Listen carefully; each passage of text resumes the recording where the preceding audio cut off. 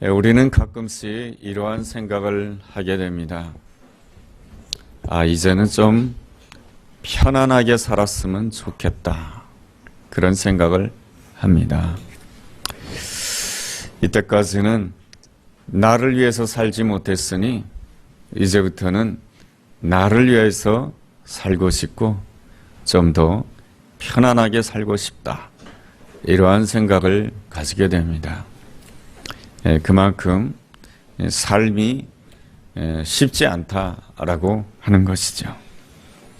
그렇지만 편안하게 살겠다라고 하는 생각, 또한 이제는 나만을 위해서 살겠다라고 하는 그 생각은 이 세상의 형편을 잘 모르고 하는 소리입니다. 이 세상은 성경에 의하면 공중권세 잡은 자들이 역사하는 것이다라고 말씀해주고 있습니다. 공중권세를 잡은 자라고 하는 것은 사단을 말하는 것이죠. 우리가 살아가는 이 세상은 마귀가 역사하는 그러한 곳이기 때문에 나 이제부터는 좀 편안하게 살고 싶다. 이제는 나만을 위해서 살고 싶다. 라고 생각하는 그 순간부터 사단에게 딱 사로잡히게 됩니다. 편안하게 살고 싶다 해서 편안하게 사는 게 아니에요. 이제는 나만을 위해서 살겠다고 해서 진실로 나를 위해서 살 수 있는 삶이 되는 것이 아닙니다. 그렇게 생각하는 그 순간부터 더욱더 불안과 염려와 이 두려움이 찾아오게 됩니다. 그래서 주님께서는 우리에게 말씀을 해주십니다. 좁은 길로 가라 라고 말씀해 주십니다. 마태복음 7장 14절에 보면 이러한 말씀이 있습니다. 생명으로 인도하는 문은 좁고 길이 협착하다. 하나님의 그 생명으로 인도하는 그 문은 길이 넓지 않다라고 하는 것입니다. 좁다라고 하는 것입니다. 그리스도인들은 이 좁은 길로 가는 것이 영생으로 가는 그러한 길인 것입니다. 좁은 길로 간다라고 하는 것은 무슨 뜻이겠습니까? 세상의 방식과는 다르게 살아간다라고 하는 것입니다. 세상의 방식과는 다르게 살아가는 이유가 무엇입니까? 하나님을 기쁘시게 하기 위한 삶인 것입니다. 하나님을 기쁘시게 하게 되었을 때 나도 정말로 기쁘게 살아가는 사람이 될 수가 있습니다. 그렇다면 우리가 어떻게 해야 하나님을 기쁘시게 하는 아름다운 삶을 살아갈 수가 있겠습니까? 세 가지로 말씀드릴 수가 있습니다. 첫째로는 늘 종말을 기억하며 살아가야 되는 것입니다. 이 세상의 삶에는 두 가지 종말이 있습니다. 개인의 종말이 있고 이 세상의 종말이 있습니다. 이 개인의 종말이 있다라고 하는 것은 누구나가 다 70 혹은 80평생이 되게 되면 이 세상에서 개인의 종말을 맞이할 수밖에 없습니다. 이거는 피할 수 없는 사실입니다. 또한 이 세상에 종말이 있습니다. 이 세상이 영원할 것 같지만 눈에 보이는 것은 언젠가는 다 썩어 없어지는 것입니다. 이 종말이란 어떠한 시간을 뜻하는 것입니까? 종말이라고 하는 것은 하나님 앞에서 계산하는 날입니다. 우리가 개인의 종말을 끝냈을 때에 우리는 하나님 앞에서 우리의 인생을 결산하게 됩니다. 우리의 인생을 끝내고 하나님 앞에 서게 되었을 때에 하나님 앞에 가서 우리의 삶에 대해서 무엇이라고 말하겠습니까? 저는 하나님의 은혜로 말미암아서 이 세상에서 편안하게 살다가 왔습니다.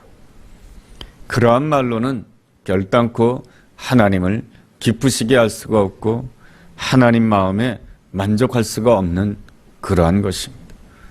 그렇다면 하나님이 정말로 기뻐하시는 아름다운 모습이란 무엇입니까? 우리의 힘으로는 결단코 하나님을 기쁘시게 할 수가 없습니다. 우리가 하나님을 기쁘시게 하는 그 길은 정말을 기억하면서 예수 그리스도를 기억하는 것입니다. 예수 그리스도의 그 아름다움을 기억하며 예수 그리스도를 예배하며 예수 그리스도를 찬양하는 것이 우리가 하나님 앞에 가져갈 수 있는 가장 아름다운 것입니다. 예수 그리스도의 무엇을 기억합니까? 바로 예수 그리스도의 십자가의 사랑을 기억하는 것이죠. 그리스도의 십자가의 사랑이 무엇입니까? 자신을 다 희생하시면서 우리를 죄악 가운데 구원해 주시기 위해서 자신을 십자가에 내어주신 사랑인 것입니다. 이 사랑을 기억하는 것입니다. 이 세상에 어느 누구도 자기를 희생하면서 남을 사랑하는 사람은 없습니다.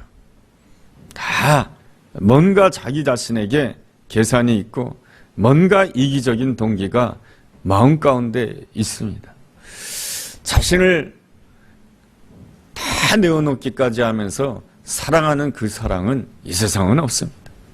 오직 예수 그리스도의 그 십자가의 그 사랑만이 자신을 다 내어놓는 아름다운 사랑입니다. 그리고 우리가 또 한 가지 기억해야 될 것은 예수 그리스도의 부활인 것입니다. 죽으면 다 끝나는 것이죠. 썩어지면 다 끝나는 것이죠. 그러나 그 죽음 가운데서 다시 살게 하시는 분이 바로 하나님의 부활의 능력인 것입니다. 그러므로 우리가 주님 앞에 서게 되었을 때에 우리가 내세울 수 있는 것은 한 가지밖에 없습니다. 주님, 내가 이 땅에 사는 동안에 내가 한 일은 늘 기억하는 것이었습니다. 그리고 내가 이 땅에 사는 동안에 내가 늘 하는 일은 늘 감사하는 일이었습니다. 무엇을 기억하는 것입니까? 예수님께서 우리를 위해서 행하신 일을 기억하는 것입니다. 예수님께서는 나를 이렇듯 십자가 지기까지 나를 사랑해 주셨습니다. 그 십자가의 사랑을 내가 날마다 기억하였습니다.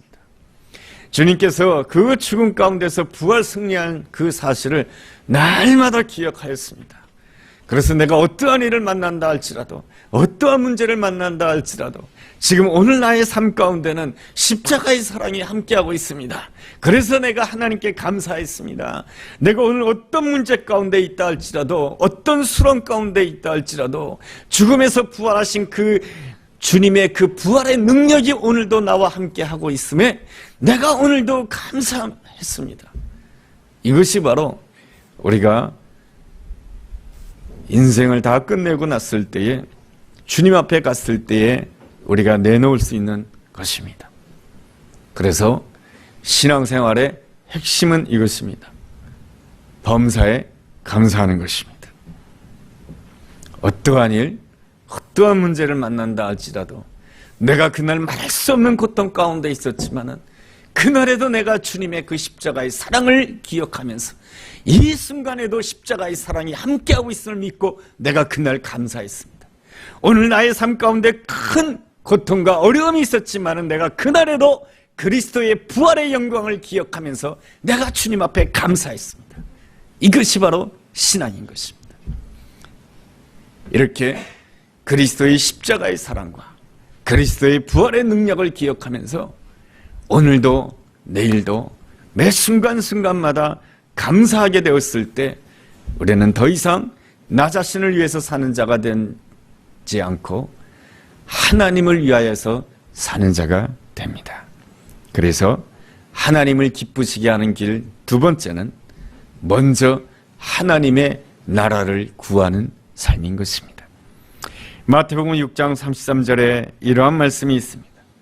너희는 먼저 그의 나라와 그의 의를 구하라. 그리하면 이 모든 것들을 더하시리라. 우리 주님의 뜻은 모든 것들을 더해 주시는 것입니다. 건강이 정말로 필요하냐? 건강을 더해 주시길 원하십니다. 너에게 정말로 물질이 필요하냐? 그러면 주님께서는 물질을 더해 주시기를 원하시는 분이십니다. 너에게 정말로 지금 마음의 평안함이 필요하냐? 그렇다라고 한다면 우리 주님께서는 우리 심령 가운데 마음의 평안함을 더해 주시기를 원하신 분이 우리 주님의 본심이며 우리 주님의 깊은 마음인 것입니다. 그러나 중요한 것이 있습니다. 먼저 하나님의 나라를 구하라고 하는 것입니다. 먼저 하나님의 나라를 구하라고 하는 것은 무엇입니까? 먼저 하나님을 생각하라고 하는 것입니다. 먼저 하나님의 말씀에 사로잡히라고 하는 것입니다. 하나님의 사람의 아름다운 점이라고 하는 것은 무엇입니까? 눈에 보이는 세상이나 눈에 보이는 그 외모보다 하나님의 말씀을 더 소중히 여기고 더 하나님께 집중했다라고 하는 것입니다. 사무엘상을 읽어본다라고 한다면 사울 왕이라고 하는 사람이 나오고 다윗이 나옵니다. 이 두 사람은 똑같이 사무엘 선지자로부터 왕의 기름 부음을 받은 자입니다. 그런데 이 사울 왕의 이 마지막 13년의 세월은 하나님이 떠나는 삶을 살게 됩니다. 이 사울 왕은 왜 그런 것입니까? 이 사울 왕과 이 다윗의 가장 차이가 있는데, 사울 왕도 하나님을 섬기고 다윗도 하나님을 섬겼는데 두 사람 간에 차이가 있습니다. 무슨 차이가 있냐면 사울 왕에게는 믿음의 훈련이 없었습니다. 반면에 이 다윗에게는 믿음의 훈련이 있었습니다. 사울 왕에게는 어떤 믿음의 훈련이 없었던 것입니까? 어떤 상황에 처한다 할지라도 눈에 보이는 것보다 하나님의 말씀을 더 의지하고 눈에 보이는 것보다 눈에 보이지 않는 그 하나님을 더 크게 보고 그 하나님의 놀라운 사랑이 오늘도 나와 함께하고 있다고 하는 그 사실을 온전히 믿는 믿음의 훈련이 이 사울 왕에게는 없었던 것입니다. 사울 왕의 안타까운 신앙의 모습이라고 하는 것은 믿음의 훈련이 없음으로 인해서 하나님을 믿는다고 했지만은 그 믿는다라고 하는 그 신앙생활이 어디에만 머물렀냐면 머리에만 머물렀던 것입니다. 그래서 이 사울 왕은 마지막에 10수년 동안 하나님이 떠났음에도 불구하고 이 사울 왕은 하나님이 떠났다라고 하는 사실조차도 깨닫지 못합니다. 왜 그렇습니까? 자기에게 왕이라고 하는 자리가 있기 때문에 그런 것입니다. 나는 여전히 왕이라고 하는 자리에 있고 나는 여전히 궁궐에서 살고 있고 나는 여전히 좋은 것을 먹고 있기 때문에 하나님께서는 나를 사랑하신다라고 생각하였던 것입니다. 그러나 우리는 성경을 통해서 분명히 알 수 있는 것은 하나님께서는 사울에게서 떠난 것입니다. 하나님의 영이 사울에게서 떠난 것입니다. 그럼에도 불구하고 사울은 자기 자신에게서 하나님의 영이 떠났다라고 하는 그 사실을 모르고 하나님 앞에서 회개하지도 아니하였고 하나님 앞에 무릎 꿇지도 아니하였고 눈에 보이는 세상과 눈에 보이는 그 외모와 눈에 보이는 왕의 자리에 적당히 만족하면서 살았던 것입니다. 이것이 바로 그의 마지막에 10수년의 안타까운 세월이었던 것입니다. 그 안타까운 10수년의 세월 동안에 다윗은 어떤 상황 가운데 있었습니까? 광야에 있었습니다. 그는 사울 왕에게 쫓기는 삶을 살았습니다. 사울 왕의 미움을 받아서 쫓기는 삶을 살았기에 그가 처한 환경이라고 하는 것은 아무것도 보이지 않는 환경이며 아무것도 기대할 수 없는 환경이며 세상 사람들이 본다라고 한다면 다윗의 삶은 저주받은 삶인 것입니다. 모든 것을 잃어버렸기 때문에 그런 것이죠. 그러나 이 다윗은 그 10수년의 광야에서 쫓기는 생활을 통해서 그에게 하나님이 주신 놀라운 축복이 있었는데 그것은 바로 믿음의 훈련을 받았다라고 하는 것입니다. 그 믿음의 훈련이라고 하는 것은 무엇입니까? 눈에 보이는 세상이나 눈에 보이는 그 외모보다 하나님을 더 크게 보았다라고 하는 것입니다. 눈에 보이는 것보다 무엇을 더 크게 보았느냐? 오늘도 나에게 역사하고 계시는 예수 그리스도의 십자가의 사랑을 더 크게 보았고 오늘도 나와 함께하고 계시는 그리스도의 그 부활의 능력을 더 크게 보았다라고 하는 것입니다. 이 10수년 동안 그는 집도 없이 그는 거처할 공간도 없이 여기저기 광야를 쫓겨다녔지만은 그러나 그는 그 속에서 하나님께 집중하고 또 집중하는 그 시간을 통해서 그는 놀라운 믿음의 훈련을 하였는데 눈에 보이는 그 어떠한 것보다 하나님을 더 크게 보는 놀라운 믿음의 훈련을 한 아름다운 사람이 될 수가 있었던 것입니다. 그러기에 여러분, 사울의 삶과 이 다윗의 삶은 똑같이 십수년의 삶을 보냈고, 이 사울은 왕의 자리에 있었고 다윗은 광야에 있었지만, 사람들이 보기에는 사울은 왕이고 다윗은 쫓기는 자이고, 사람들이 보기에 사울은 축복받은 사람이고 다윗은 저주받은 사람이에요. 그러나 성경은 그렇게 보지 않습니다. 사울에게서는 하나님의 영이 떠났고 다윗에게는 하나님의 영이 함께 하셨다. 그 결과는 너무너무 다릅니다. 그 증거가 어떻게 나타납니까? 참, 이 사울의 이 마지막은 그 자손을 다 잃어버리게 됩니다. 그리고 그 자손 가운데 딱 한 사람 남습니다. 무비보셋이라고 하는 사람 한 사람만 남습니다. 자손 가운데 가장 연약한 손자 요나단의 아들 무비보셋만 생존하는 안타까운 결말을 보이게 됩니다. 반면에 다윗은 어떻습니까? 하나님의 뜻과 계획에 따라서 이스라엘의 왕이 됩니다. 그렇지만 그는 왕이 되었을 때보다 언제 더 기뻐하냐면은 하나님의 언약궤가 다윗성으로 들어올 때 그때 기뻐하게 됩니다. 여러분, 사무엘하서 6장 14절을 읽어보면은 이렇게 표현되어 있습니다. 하나님의 언약궤가 다윗성으로 들어올 때에 힘을 다하여 춤을 췄다라고 표현되어 있습니다. 힘을 다하여 춤을 추었다라고 하는 것은 단순하게 감정의 기쁨을 말하는 것이 아닙니다. 힘을 다하여 춤을 추었다라고 하는 것은 바로 의지적인 기쁨을 말하는 것입니다. 의지적으로 감사하는 것이고 의지적으로 기뻐하는 것입니다. 주님께서 우리에게 주신 말씀처럼 항상 기뻐하라, 범사에 감사하라, 쉬지 말고 기도하라, 이 말씀처럼 의지적으로 기뻐했고 의지적으로 감사했고 의지적으로 부르짖었던 것입니다. 그만큼 그는 마음을 다하고 뜻을 다하고 힘을 다하여 하나님을 향하는 마음이 충만했던 것입니다. 어떻게 그가 그럴 수가 있었던가? 그에게 광야의 십수년의 그 세월을 동안을 통해서 믿음의 훈련을 쌓았기 때문에 그런 것입니다. 그래서 그가 왕의 자리에 있을 때 기뻐하는 것보다, 많은 재물이 들어올 때 기뻐하는 것보다, 내가 생각하는 그 일들이 잘 될 때 기뻐하는 것보다 그가 가장 기뻐했던 것은 자기의 다윗성에 하나님의 언약궤가 들어올 때에 그는 옷이 벗겨진 줄도 모르고 하나님 앞에서 춤을 추었던 것입니다. 물론 다윗도 연약한 점이 있었습니다. 넘어질 때가 있었습니다. 그렇지만은 그가 믿음의 훈련이 되었기 때문에 넘어질 때마다 그가 한 일은 낙심하고 절망하는 것이 아니고 곧바로 하나님 앞에 나가서 무릎 꿇는 아름다운 모습을 보여주고 있습니다. 그러기에 성경에서는 그러한 다윗을 향해서 내 마음에 합한 자이다, 하나님 마음에 합한 자라고 말씀해주고 있습니다. 이러한 삶이 바로 거룩한 삶인 것이죠. 그래서 하나님이 기뻐하시는 길은 거룩한 길을 다니는 삶인 것입니다. 거룩한 길을 간다라고 하는 것은 다른 것이 아닙니다. 바로 나의 수고와 나의 자랑을 다 내려놓고 날마다 십자가의 사랑과 날마다 부활의 능력을 찬양하는 사람입니다. 그리고 내가 어떠한 사람인지를 자랑하려고 하는 것이 아닙니다. 내가 어떠한 사람인지를 자랑하려고 하는 그 순간부터 교만한 자가 됩니다. 내가 이렇게 성공했고, 내가 이렇게 높아졌다, 내가 십수년 동안 오랫동안 고생해서 내가 이렇게 됐다, 내가 어떠한 사람인지를 나타내는 그 순간 교만해지는 것이고, 그 순간 마귀에게 붙잡히게 되는 것입니다.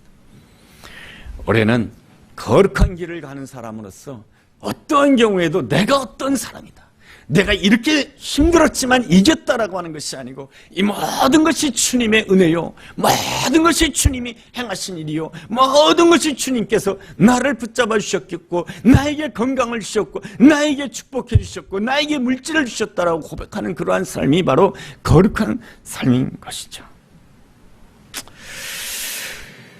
주님이 기뻐하시는 길을 이 세 가지로 말씀드렸습니다. 첫째가 뭡니까? 종말을 기억하는 사람입니다. 자신의 그 종말을 기억하지 아니하면 방종하는 사람이 됩니다. 우리 모두에게는 마지막이 있습니다. 마지막을 향해서 한 걸음 한 걸음 다가가고 있습니다. 저의 인생도 제가 이제 나이가 60이니까 제 종말도 얼마 남지 않았습니다. 언젠가 하나님 앞에 서야 될 것입니다. 속한 시간 내에. 그 종말을 기억할 때 우리는 먼저 하나님의 나라를 구하는 자가 되고, 먼저 하나님의 나라를 구하는 자가 되었을 때 우리는 거룩한 길을 다니는 아름다운 하나님의 사람이 될 수가 있는 것입니다. 그러한 삶을 오늘 성경 본문에서는 이렇게 표현해 주고 있습니다. 사도행전 14장 23절에 보면 이런 말씀이 있습니다. 각 교회에서 장로들을 택하여 금식 기도하며 그들이 믿는 주께 그들을 위탁하고. 우리 한글 성경이 조금 어렵게 기록되어 있지만 이렇게 표현하면 여러분들이 잘 알 수가 있습니다. 사도 바울은 언제나 예수 그리스도를 믿었습니다. 그리고 언제나 자기 자신의 삶을 예수 그리스도께 의탁하였습니다. 자기 자신, 예수님을 믿고 예수님께 자신을 온전히 위탁하는 가운데 누구를 불러 모았냐면 제자들을 불러 모았고 그 제자들 가운데 장로를 세웠던 것입니다. 여기에서 말하는 장로란 누구입니까? 바로 주님께 주님을 온전히 믿고 주님께 자신의 모든 삶을 위탁하는 사람이 바로 장로인 것입니다. 그래서 사도 바울이 먼저 예수 그리스도를 온전히 믿고 자신의 모든 삶을 주님께 맡김으로 인하여서, 그리고 자기와 똑같은 사람을 제자로 불러 모았고 제자 가운데 영적 지도력을 갖춘 사람을 장로로 세운 것입니다. 그래서 그 장로로 하여금 교회를 이끌어가도록 하게 한 것이죠. 여기서 장로라고 하는 것은 목회자의 의미가 많이 있는 그러한 뜻을 가지고 있습니다.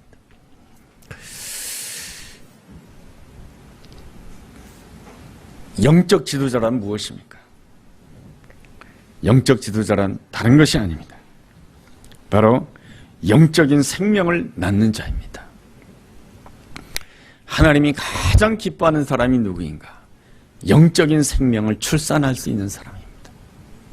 내가 온전히 주님을 믿고 온전히 주님께 위탁함으로 인해서 나와 똑같은 사람, 주님을 믿고 주님께 자기 자신을 온전히 위탁할 그러한 사람을 출산할 수 있는 그러한 사람이 바로 온전한 영적 지도자인 것입니다. 여러분, 아브라함은 믿음의 조상입니다. 아브라함이 이 땅에 와서 무슨 일을 했나요? 많은 재산을 모았나요? 무슨 일을 했기에 성경에서는 그를 믿음의 조상이라고 칭송해주고 있는 것일까요? 그가 한 일, 가장 중요한 일이 있습니다. 아브라함이 한 가장 중요한 일은 바로 자기랑 똑같이 닮은 이삭을 낳았다고 하는 것입니다. 일생 동안 믿음의 훈련을 받으면서 주님을 온전히 믿고 자신의 모든 삶을 주님께 위탁하는 그러한 삶으로 인하여서 자기와 똑같은 이삭을 낳았다라고 하는 것이 이 아브라함에게 위대한 일인 것입니다. 그래서 하나님께서는 그를 믿음의 조상의 반열로 올려주신 것이죠. 그래서 이삭은 어떻게 합니까? 그가 살 때에 힘든 일이 있었고 장애물이 있었지만 그때마다 무엇을 했습니까? 아브라함이 팠던 믿음의 우물을 팠던 것이죠. 나의 믿음의 조상이었던 아브라함이 이러한 때에 이렇게 믿음의 우물을 팠군요. 이렇게 기도의 우물을 팠군요. 내가 그 아버지의 그 믿음을 생각하며 그 믿음의 우물을 생각하고 기도의 우물을 생각하며 나도 힘들고 어려운 순간마다 내가 이 세상만 보지 아니하고 사람만 보지 아니하고 내가 오직 주님을 향하여서 믿음의 우물을 팔 것이며 기도의 우물을 팔 것입니다. 그 믿음의 우물을 파고 기도의 우물을 팔 때마다 그 우물에서 생수가 터져나오는 놀라운 역사가 일어났고, 그럴 때 어떤 역사가 일어나게 됩니까? 주변에 있는 모든 사람들이 저 사람은 정말로 하나님이 함께 하시는구나, 우리가 건드려서는 안 되겠구나, 이런 생각을 하게 됩니다. 이 모든 것이 다 무엇이겠습니까? 아브라함이 자기와 똑 닮은 영적인 생명을 출생했기 때문에 그런 것입니다. 주님은 우리 모두가 다 영적인 생명을 출산할 수 있는 그리스도인이 되기를 원합니다. 주님은 그런 사람을 통해서 일하시죠. 인도의 성자라고 하는 간디는 이렇게 말했습니다. 내가 참된 그리스도인을 만났다라고 한다면 나는 아마 그리스도인이 되었는지도 모른다. 이렇게 말했습니다. 그것은 간디가 참된 그리스도인을 만나기를 원했다는 것입니다. 그가 참된 그리스도인을 만나가지고 이 간디가 참된 그리스도인이 됐다라고 한다면 아마 인도의 역사는 굉장히 달라지게 되었을 것입니다. 얼마 전에 세상을 떠난 법정 스님이란 분이 있습니다. 불교계에서 굉장히 유명한 사람입니다. 그분은 이러한 말을 했습니다. 기독교를 보면서 자기가 기독교를 보건대, 기독교 교회를 보건대 두 가지의 사람이 있는 것 같다.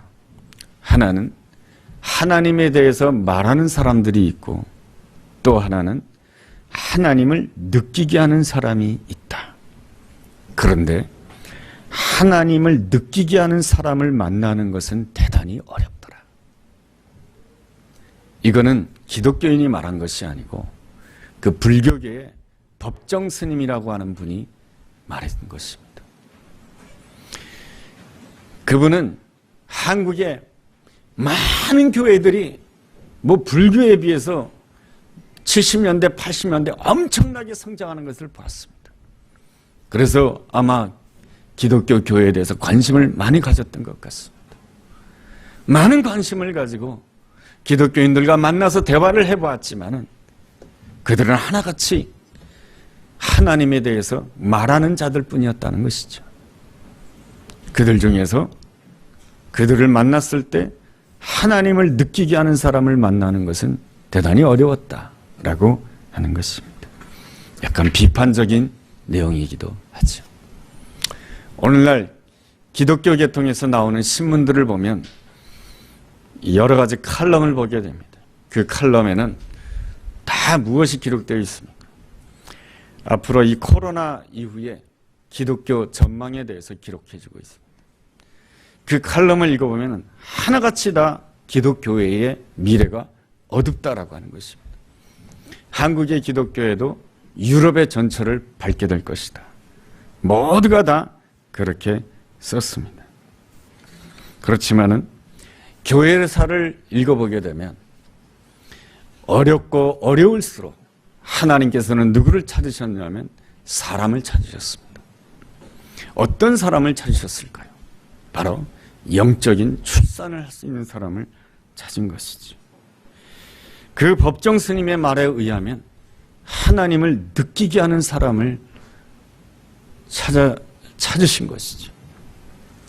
저는 그 법정 스님의 글을 읽어보면서 제 자신도 참 많이 돌아보게 됩니다.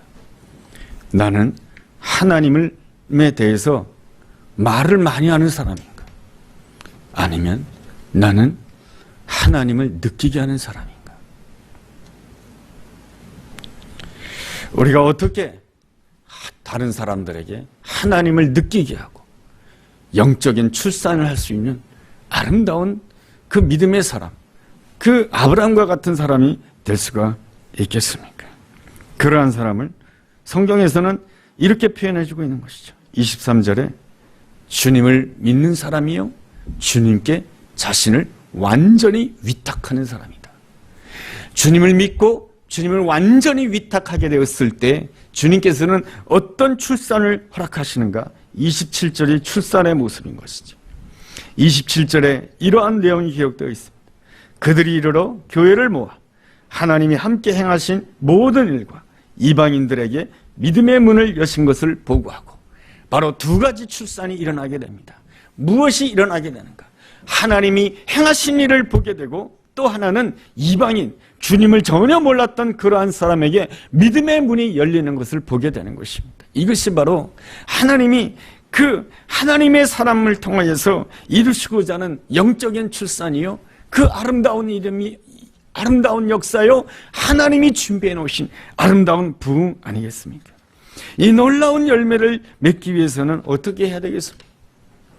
무엇보다도 말씀에 사로잡혀야 되는 것입니다. 말씀에 사로잡힌다고 하는 것은 말씀을 많이 하는 것이 아닙니다. 말씀이 삶이 되는 것이죠. 한 가지의 말씀이라 할지라도 그 말씀이 내 삶이 되는 것이죠. 한 가지의 말씀이라 할지라도 그 말씀이, 다른 말씀은 다 잊어버려도 딱 한 가지의 말씀, 범사에 감사하라.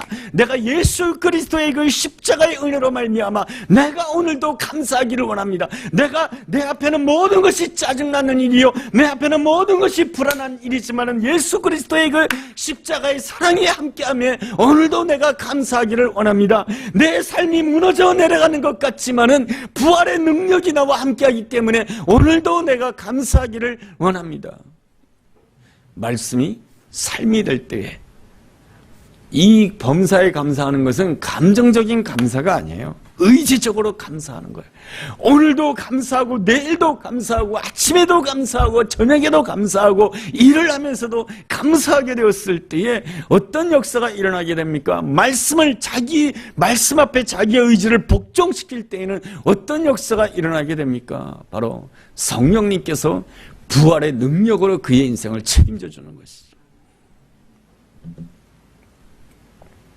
우리가 원하는 대로 하나님 앞에 기도한다고 해서 하나님이 우리 인생을 책임져 주시는 것이 아니고, 하나님이 주시는 그 말씀에 내가 순종하기로 다짐하고 딱 한 가지의 말씀, 범사에 감사하라고 했으니 오늘도 내가 감사하기를 원합니다 라고 하면서 하나님을 찬양하며 하나님을 예배하게 되었을 때에 하나님께서는 성령의 역사로 말미암아 부활의 영광으로 내 인생을 책임져 주신다라고 하는 것입니다. 그러므로 말씀이 삶이 된다라고 하는 것은 무엇입니까? 그것은 바로 마태복음 18장 11장 28절부터 30절이 그 해답이 된다고 할 수가 있습니다. 여러분, 말씀 나눈 부분에 그 3번에 나와 있는데 우리 함께 읽어보겠습니다. 마태복음 11장 28절 30절 같이 읽어보겠습니다. 시작.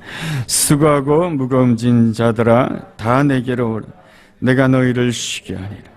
나는 마음이 온유하고 겸손하니 나의 멍에를 메고 내게 배우라. 그리하면 너희 마음이 쉼을 얻으리니 이는 내 멍에는 쉽고 가벼우니라. 아멘.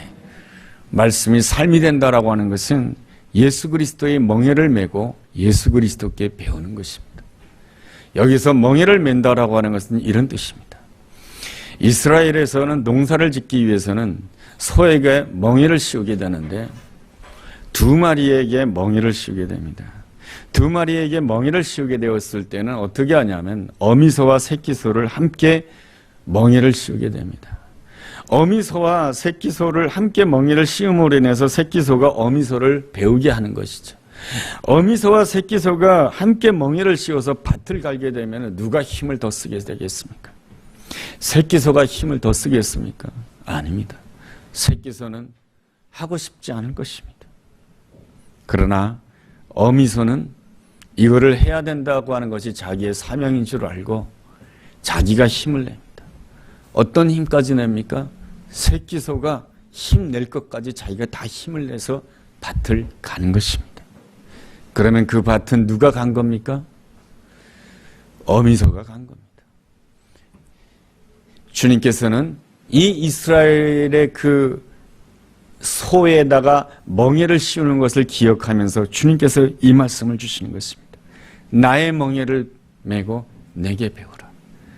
주님의 말씀이 삶이 된다라고 하는 것은 바로 좁은 길로 가는 것이며, 그 좁은 길로 간다라고 하는 것은 주님과 함께 멍에를 씌우는 것입니다. 주님과 함께 멍에를 씌울 때에 누가 힘을 내십니까? 나를 위하여 십자가 지신 그분이 힘을 내시는 것이죠. 주님이 앞서 나가시는 것이죠. 주님이 열어주시는 것이죠. 주님이 역사해 주시는 것이죠. 이럴 때에 주님께서 우리에게 보증해 주십니다. 이 길이 진짜 쉬운 길이다. 너의 힘으로 열심히, 너의 힘으로 하고 싶은 대로 하는 것이 쉽고 가벼운 일이라고 생각하지만 그렇지 않다는 것. 주님의 멍에를 메고 주님께 배울 때 너희가 진짜 쉼을 얻을 것이며 이 멍에는 쉽고 가볍다라고 말씀해 주고 있습니다. 쉼을 얻는다라고 하는 것은 무엇입니까? 하나님의 섭리를 깨닫게 된다라고 하는 것입니다. 힘을 얻는다라고 하는 것은 무엇입니까? 하나님의 본심을 깨닫게 된다라고 하는 것입니다. 전에는 나에게 이러한 삶, 전에는 나에게 이러한 고통이 주어졌을 때 왜 하나님은 내가 이렇게 하나님 앞에 나와서 예배를 드리는데도 왜 나에게 이러한 고통과 아픔을 주는가 그렇게 생각했지만은 내가 주님과 함께 멍에를 매게 되었을 때 깨닫게 되는 것이죠. 아, 이것은 하나님의 놀라운 섭리였구나. 아, 이것은 바로 하나님의 본심이 아니었구나 라고 하는 것을 깨닫게 되는 것이죠. 여러분, 그 말씀이 여러분 예레미야서 애가 3장 33절에 나와 있습니다. 여러분 말씀 나눈 부분의 4번에 보면 첫 번째 성경 구절 기록되어 있죠. 같이 한번 읽어보겠습니다. 시작. 주께서 인생으로 고생하게 하시며 근심하게 하심은 본심이 아니시로다. 인생으로 하여금 근심하게 하고 인생으로 하여금 고생하게 하는 것은 주님의 본심이 아니다라고 하는 것입니다. 여러분 이 말씀이 언제 기록된 것입니까? 이스라엘 백성들이 바벨론 포로로 끌려갈 때 기록된 말씀입니다. 여러분 하나님의 백성이 이스라엘 땅을 잃어버리고 남의 나라의 땅에 가서 노예가 된다라고 하는 것은 얼마나 슬픈 일이고 얼마나 고통스러운 일입니까? 그럴 때 그들의 마음 가운데는 주님을 원망하고 싶은 마음이 많았을 것입니다. 그러나 주님께서는 예레미야 선지자를 통해서 그 이스라엘 백성들에게 말씀해 주십니다. 인생이 고생하는 것, 인생이 근심하는 것은 나의 본심이 아니다라는 것입니다. 그럼에도 불구하고 주님께서 그 모든 바벨론 포로를 허락하신 이유가 무엇입니까? 이스라엘 백성들을 새로운 그릇으로 만들기 위한 것입니다. 새로운 그릇으로 만들지 아니하면 그 이스라엘 백성들이 무엇만 바라보는 사람이 되냐면 외모만 바라보는 사람이 되고 형편만 바라보는 사람이 된다라고 하는 것입니다. 나의 형편에 아무 문제가 없으면은 하나님의 영이 내 삶 가운데 떠난 줄도 모르는 사울왕과 같은 삶이 될까봐 주님께서는 그 모든 것들을 허락하셨다라고 하는 것입니다. 그래서 이 눈에 보이는 외모나 형편보다 더 중요한 것이 하나님의 영이 지금 나와 함께하고 있느냐, 하나님의 임재하심이 지금 나와 함께하고 있느냐, 이것이 더 중요하다고 하는 것을 훈련시키기 위한 것입니다. 그것이 바로 주님이 원하시는 본심인 것입니다. 주님은 토기장이신 주님께서는 우리를 새로운 그릇으로 만들려고 하십니다. 왜냐하면 우리가 새로운 그릇이 되어야 무엇을 담을 수가 있습니까? 주님의 부활의 영광을 담을 수가 있게 되는 것이죠. 부활의 영광은 아무나 담을 수 있는 것이 아니에요. 이 부활의 영광은 오직 믿음으로만 담을 수가 있는 거예요. 이 부활의 영광은 오직 자기의 삶을 100% 주님께 맡기는 사람만이 이 부활의 영광을 담을 수가 있는 거예요. 그 내용이 오늘 14장에 나와 있지 않습니까? 14장 20절에 보면 이런 말씀이 있습니다. 제자들이 둘러섰을 때에 바울이 일어나 그 성으로 들어갔다가 바울이 일어났다라고 되어 있습니다. 여러분 바울이 일어나기 이전에 어떤 상황이었습니까? 19절 하반절에 죽은 줄 알고 시외로 끌어내칩니다. 사람들이 이 사도 바울을 향해서 돌을 던졌습니다. 그래서 자기가 거의 죽게 되었습니다. 성 밖에 버려졌습니다. 그럼에도 불구하고 사람들에게 버려졌습니다. 사람들에게 멸시를 당하였습니다. 여러분 사도 바울이 누구입니까? 그리스도를 위해서 헌신했던 사람 아닙니까? 이 사도 바울의 입장에서는 이러한 생각을 할 수가 있습니다. 헌신의 결과가 이렇게 돌에 맞아 죽는 거냐고 이렇게 생각할 수가 있으나 그 가운데서도 이 사도 바울은 내게 주어진 그 형편에 속지 않았습니다. 사람들이 해주는 그 부정적인 말에 속지 않았습니다. 내 인생의 거짓, 내 인생의 진정한 것은, 내 인생의 진리는 바로 지금도 십자가의 사랑이 나와 함께한다라고 하는 것입니다. 내 인생의 진리는 지금도 부활의 능력이 나와 함께한다라고 하는 그 사실이 내 인생의 진리다라고 하는 것이죠. 진리 위의 것은 속지 않았던 것이죠. 형편에 속지 않고 사람들이 뭐라고 수근수근거리는 것에 속지 않았습니다. 너 그러다가 망하는 거야, 너 그러다가 안 되는 거야, 이렇게 말하는 부정적인 말에 속지 않았던 것이죠. 오직 진리에 자기 자신을 메었던 것이죠. 그랬을 때 어떤 역사가 일어납니까? 이 사도 바울은 바로 부활의 영광을 담을 수 있는 놀라운 믿음의 그릇이 된 것이죠. 부활의 영광을 담는 믿음의 그릇이 되었을 때 어떤 역사가 일어나게 됩니까? 그는 정말로 영적으로 출산하는 자가 되는 것이죠. 저는 일주일 내내 기도한 것 딱 한 가지입니다. 하나님, 제가 영적으로 출산하는 자가 되게 해주십시오. 나를 통해서 한 생명이 온전한 그리스도인이 되기를 원합니다. 이것이 되지 못하면 부흥의 역사가 일어나지 않습니다. 나를 통해서 한 생명이 온전히 일어나야 부흥의 역사가 일어나는 것이죠. 그것이 무엇이냐? 27절에 나와 있는 결론인 것이죠. 하나님이 행하신 일을 보고 이방인에게 절대 그리스도를 믿지 않을 것 같았던 그 사람에게 믿음의 문이 열리는 것을 보는 것입니다. 이것이 바로 주님이 원하시는 놀라운 부흥의 역사입니다. 이 부흥을 저도 사모하고 여러분도 사모하게 되기를 주님의 이름으로 간절히 원합니다. 우리 함께 기도하는 시간을 가지겠습니다.